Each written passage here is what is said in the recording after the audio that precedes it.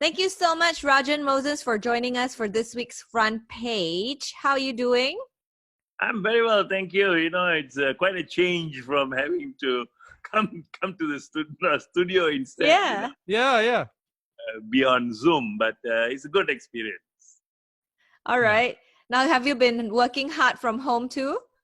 Yes, we all have to, do something or other, and we got like a morning conference and then an evening conference. So keeping up to speed, with things. Nice. Yeah. Now, It's a new experience. We like to keep our listeners up to speed with what's going on in the news as well. So we're going to discuss some headlines that we've read recently. As we all know, we're in phase 4 of our MCO. But a lot of papers are just talking about the exit strategy, because a lot of economists actually say that, the Malaysian economy cannot deal with another MCO extension, and how are we going to exit this MCO safely, So the government has actually set aside a 260 million ringgit stimulus package. I mean, is this an overreaction to say that our economy will not be able to handle another MCO extension? What are your thoughts on this? Well, I've been tracking this as well, and I think it is an overreaction to think that we might be having a further, extension.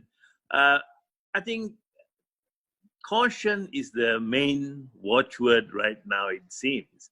While analysts and economists seem to be saying, that they should normalize things as fast as we can. But I think that, this is very critical time. We are in the 4th stage. Here we are, make or break. Our numbers are coming down. And, this is the last mile, so to speak, and so it's very important, I think, that, we have a strategy to come out of this thing slowly but surely. But at the moment, from what I'm looking at, it doesn't look as if that we've got a publicly stated strategy out there. And that's worrying me a little bit, because we are getting ad hoc actions, like you can go, couples can go for shopping and all these kind of things, but we're really looking to hear structural and basic things would happen as they would. Okay. Structural as in like which industries will open first, and then which industry next, those kinds of things. Exactly, for the economy. They had a good start. They made a good start with the certain sections of the manufacturing side. They should start doing it in different gradual ways and publicize this. They're not publicizing it, so we don't know who is, like a secret, who's manufacturing and who is participating. So I think this is something that they could do. They've done a very good job, the government, so far, about keeping on time about their briefings and even some subject matter as well. But the fact is that we must keep this communication open, and I think that will make half the battle won. Okay.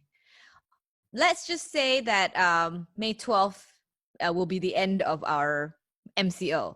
Let's just say. But how can our economy improve if the rest of the world is still under quarantine, for some of our import-export businesses and things like that? Yeah. Well, basically, if you ask me, we're already in a terrible time right now. We are going through some terrible times, and it's going to look like as if it's could worsen before it becomes improved. So I think we are definitely risking some permanent damage for some of our economy. Our businesses, and it would be meaningless, if we don't actually catch the bull by the horn, so to speak, and say, hey guys, look, it is a fact, it's a grim outlook there, and we really have to go out and open up new ways of thinking and doing business. Because at the moment, there is permanent damage inflicted. Except that we have not been able to see it because it's all been over in the last 45, 42 days. We haven't really seen the reality bite in. So I think that is what we should be focusing on ahead. So you mean Malaysians should prepare themselves for the worst to come? Yeah. I'm sorry, but I'm not an optimist in that respect, simply because the reality, businesses are closing. Look at the numbers coming out.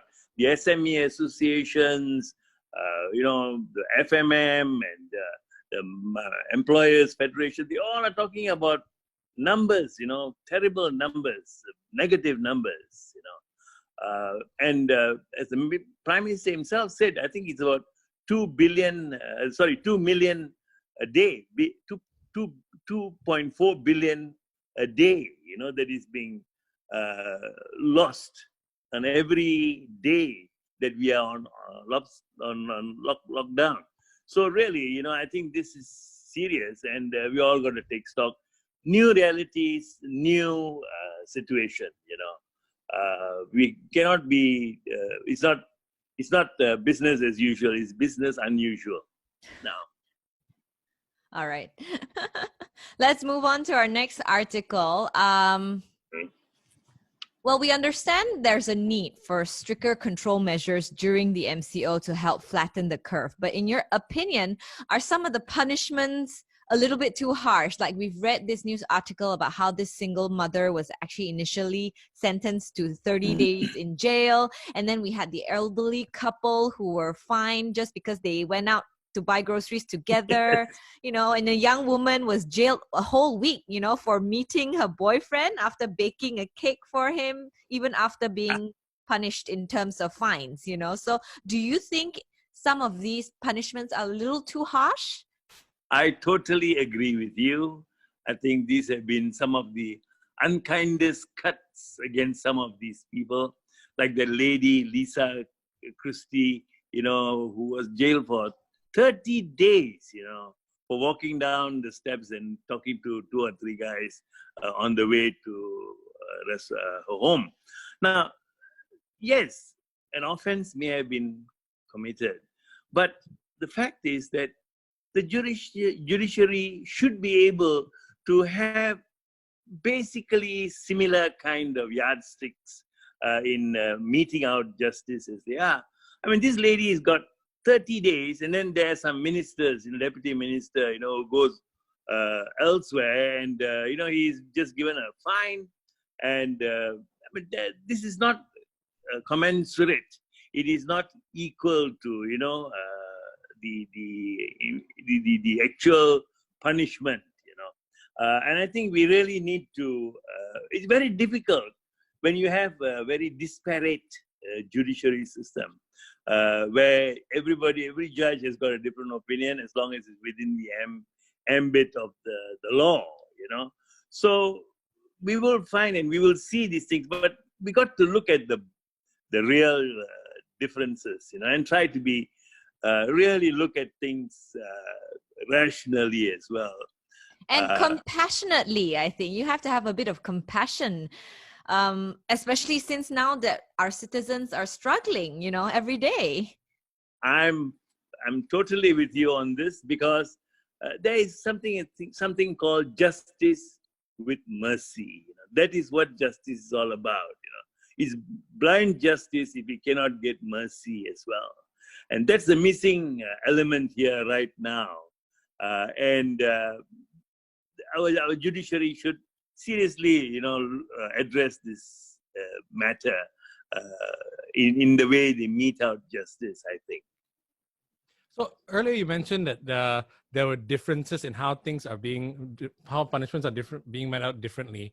Do you think it should have been flipped around instead? And because some things are black and white, some things there are multiple shades of gray. Do you think it should have been flipped around with people who are more influential being punished even more severely compared to regular citizens?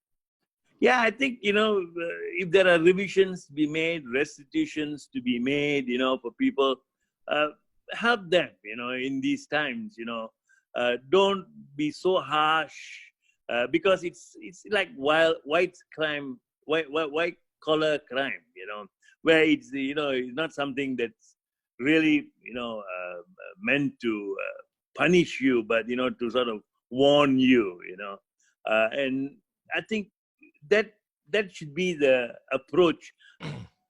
Now let's move on to the next one. This is quite interesting because, as we all know, I think the newspaper industry and all that, they are suffering. You're a journalist yourself, so you understand Yes. the suffering of the press industry. Media. Yeah. Yes. So there's this interesting call by the press for tech giants like Facebook and Google to pay out a cut of their avenue earned from advertising of sharing contents from these press sites on their sites. So what are your thoughts on this? These giants, so to speak, Facebook or Google, they have made something out of nothing. Okay, the fact they use the platform, and then they use the content, that's out there and available. That's a wholesaler's approach to the whole doing business here. And meanwhile, they just flog all the media, news and other info, that they have, and place it onto their own platforms and make money out of it. I think it's only fair that media houses also get a share, of their of the whole pie, so to speak, because the pie will otherwise be just all the time only eaten by giants, and those who are smaller media organizations, and it won't get any bit of the pie at all. So I think there must be some regulation, globally or otherwise. But at the moment, we are at the mercy of the Facebooks or the Googles or the other giants. One of the big issues is that we need leaders, world leaders like the American government or others who have the power, to force businesses to share with the people for certain particularly causes, especially like this one about the media. And they should be leading all this, and that it comes as a natural thing to happen for media and others who are the victims, so to speak, within quotes, who need to be given restitution, for what they are having, that they own but are unable to exercise. Okay. Now, actually, in this article, they've actually said that the Australian government is the world's first to be able to get this mandatory code of conduct to force Google and Facebook to pay their media companies in Australia if they're publishing their news. So Australia has done it. Do you think we can do it here in Malaysia? Well, I think if you have the will to do it, we should do it. But then again, don't forget, there are also the considerations about how big we are, as a media power, how much influence we have, whether we have the framework to make this happen. So these things are still up in the air. So it's a good idea. Maybe it's a time to build on it and crystallize it. And after Australia, Malaysia could be the country, that could bring out new happenings for these media houses. Because at the end of the day, it's the journalists that, that takes time to write all these news pieces and all that. And tell me about it. And then at the end of the day, if your media company closes down, you're out of a job. That's it. No more news articles for you. How will it work though? I mean, how much will they pay? Is it by cut, by number of view? Like if you have a YouTube video, how many people Yeah. view it? You get paid according to that. Should that be how it works? There have to be certain regulations, okay, certain parameters that must be applied. I think taking a good look at the Aussie system might be a good start for us, to see what it presents, and yeah, we have a communication commission here. So why don't we use these people, to use their understanding and knowledge, and our parliamentary draftsmen, to see if they are able to make people a bit more aware of how to find a solution to this whole thing. But definitely it merits a look deeper. You know, it'd be great if you, let's say, Rajan, you write an article and it goes viral, everybody shares it all over the place. You get paid based on how many times it gets shared. Boy. That'll be brilliant. No, I think in Australia, it's more of just like a percentage of a certain percentage to one media company, which will cover several different outlets. So that might work too. Any revenue is good revenue, right? Yeah. Yeah, and there's so many ways to skin the cat, so let's see how it goes.